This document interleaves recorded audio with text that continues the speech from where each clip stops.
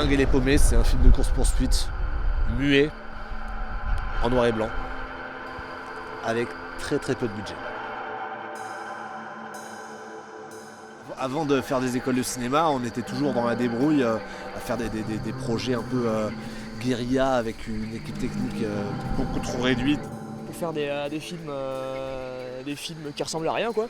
Mais après quand on a fait nos écoles de cinéma, on a fait des tournages, des vrais tournages, on a tous les deux fait des projets écrits et réalisés, mais avec une équipe très nombreuse et il nous manquait ce truc du début, cette flamme de faire un projet et d'écrire totalement librement un film et de le tourner très rapidement et avec très peu de moyens quoi.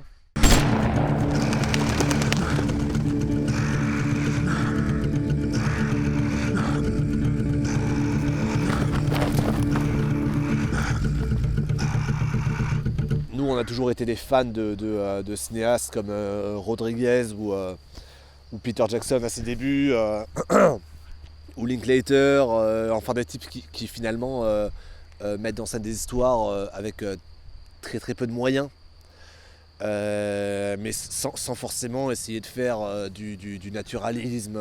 Je veux dire, Peter Jackson, il faisait des films d'horreur, de monstres. Alors qu'il avait 0 € ouais, dans son garage, et puis il bricolait tous ses effets spéciaux, il utilisait ses potes, il tournait tous les week-ends pendant des années pour au final faire des films super ambitieux de série B, pas forcément crédibles dans cette ambition, mais c'était là quoi, et ça donne un effet, c'est très réussi. Et en plus de ça, ces mecs comme Rodriguez ou Richard Linklater, deux gars qui viennent du Texas, ça les a pas empêchés d'avoir des ambitions et de faire du cinéma dans leur campagne, dans leur petit bled paumé. Et c'est pas pour autant qu'il y a pas un rythme, une mise en scène incroyable et une âme dans leur film. On voulait s'essayer à ça quoi.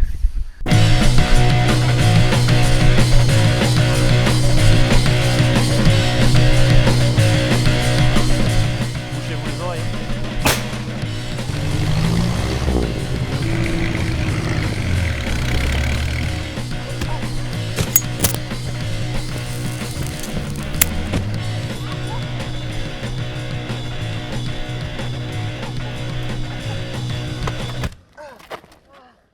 On est une équipe de 2 avec un appareil photo porté à bout de bras. Quand il y a de la machinerie, c'est de la machinerie bricolée, artisanale. Et en fait, on tourne tout le film sans prendre aucun son, ce qui nous permet d'avoir une grosse liberté de tournage. En post-prod, on a rajouté tous les sons, on a créé toute l'ambiance sonore. Cri Kodiak. Ah. Refait.